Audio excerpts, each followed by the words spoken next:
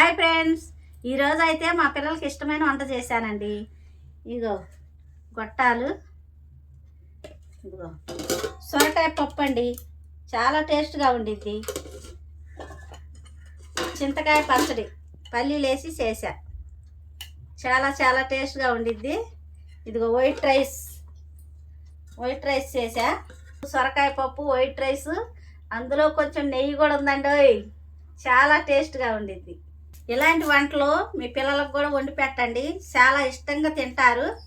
ఇదిగో మా పిల్లలు అయితే చూడండి ఎలా తింటున్నారు. మా అల్లుడు అనమాట. చాలా టేస్ట్గా ఉంది, వాడు తింటుండు. చెప్పురా ఎలా ఉందో చెప్పు.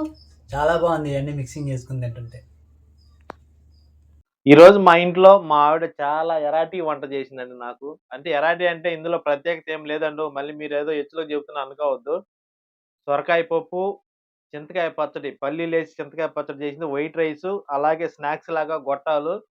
ఇవన్నీ కలుపుకొని తింటా ఉంటండి నా సామిరంగా మామూలుగా లేదనమాట. ఎందుకు చెప్తున్నానంటే, ఇలాంటి ఫుడ్ తినేటప్పుడు మరి సొరకాయ పప్పు చాలా ఆరోగ్యానికి మంచిది. ఎండాకాలం సలవ చేసుద్ది.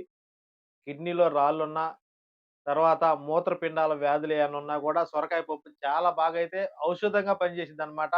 ఇలాంటి పప్పుని, ఇలాంటి ఫుడ్‌ని మీ ఇంట్లో గూడా వండుకొని మీ పిల్లలకి, మరి మీ వాళ్ళకి బంధువులు ఎవరొచ్చినా గూడా పెట్టండి. చాలా హ్యాపీగా ఫీల్ అవుతారు. మరి మాకైతే చాలా హ్యాపీగా మా ఆవిడైతే మంచి ఫుడ్ చేసిందనమాట.